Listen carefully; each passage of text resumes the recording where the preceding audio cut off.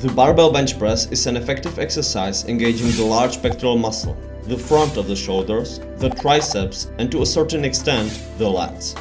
According to science, bench press alone can cause a significant increase in both the pectoral muscles and triceps within a few weeks. Several other studies concluded that it's the most effective exercise in activating the pectoral muscles. Before lifting the barbell, position yourself with your eyes directly below it, so the barbell doesn't interfere with the rack during the exercise, and you're close enough to lift it without changing the stable position. If you set the stops on the rack too high, you won't be able to maintain the correct position of the shoulder blades. It will reduce the activation of the pectoral muscles and increase the risk of shoulder injuries.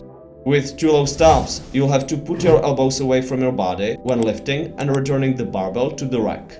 Again, increasing the risk of injury and reduces possible performance. Always set the safety bar correctly to allow a full range of motion and drop the barbell if necessary, because the barbell bench press can be fatal for you. Before you lift the barbell, squeeze your shoulder blades together and down. Keep them clenched the entire movement to maximize the activation of the pectoral muscles and avoid injury and excessive stress to the shoulders. Can't you keep your shoulder blades closely together the whole movement? Reduce the weight until you keep them close together the entire time. Then gradually increase the weight.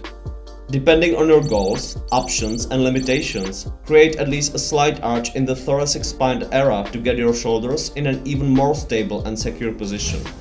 Your head, upper back, shoulders, glutes and legs should remain on the bench throughout the movement. Keep your feet firmly on the ground the entire time. Don't place the barbell on the upper part of the pectoral muscles or even up to the neck. Such a technique can lead to excessive stress on the collarbone and shoulder joint. The movement curve shouldn't be straight, but inclined, so elbows stay pretty close to the body. Start lowering the barbell above your shoulders to the point where the barbell touches the lower part of the sternum. It sufficiently reduces the angle between the elbows and the body. Keep your elbows under the barbell relatively the entire movement. You'll protect your shoulders and elbows and improve bench press performance.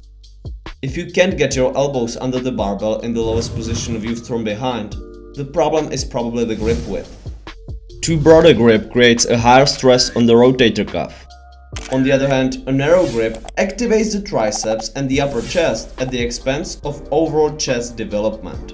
I discussed it in the previous video, so subscribe if you want the fastest and most sustainable gains.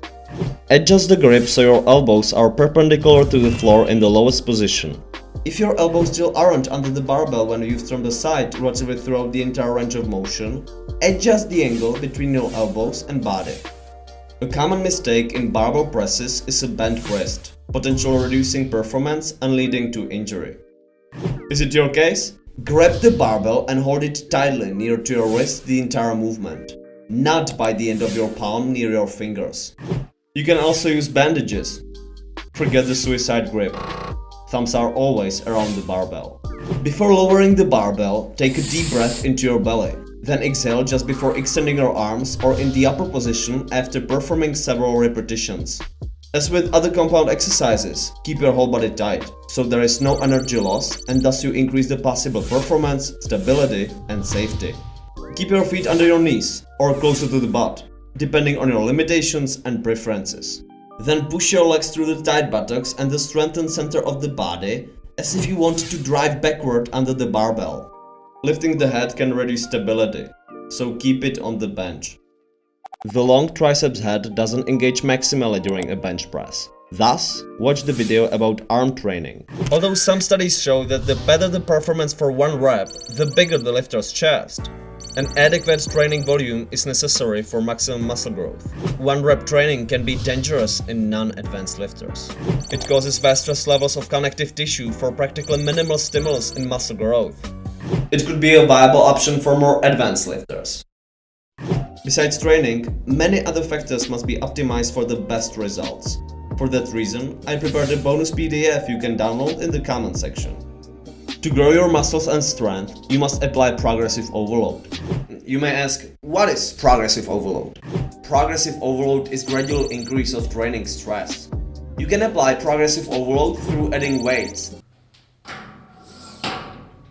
adding repetitions in one set, or adding set, or time under tension.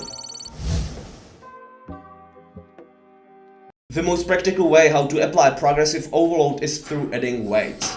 Why? You get muscular, you get stronger, and at the same time it's the most time-efficient variant. Moreover, your joints can grow as well if you train with intensity equal or higher than 70% of your 1 rep max. 1 rep max is a weight which you can lift only once with maximal effort.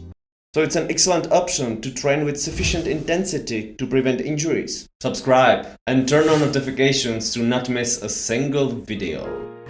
Depending on the intensity, there is usually a different level of muscle activation in multi-joint exercises. For that reason, alternate intensity periodically to avoid boredom and physiological overuse in response to the same training stress. In most cases, a full range of motion leads to faster muscle gains, better mobility, and a different type of muscle growth than a reduced range of motion. Thus, for maximum results, you should train with a full range of motion in most cases. If you have health limitations that prevent you from the full range of motion, use different exercises or other options. More variety, to some extent, builds more muscles over time, so add more exercises if you wanna get maximum results. Thus, watch other videos from the chest and push-up series where you'll find the best and most scientific way to train the chest for growth, strength, and health.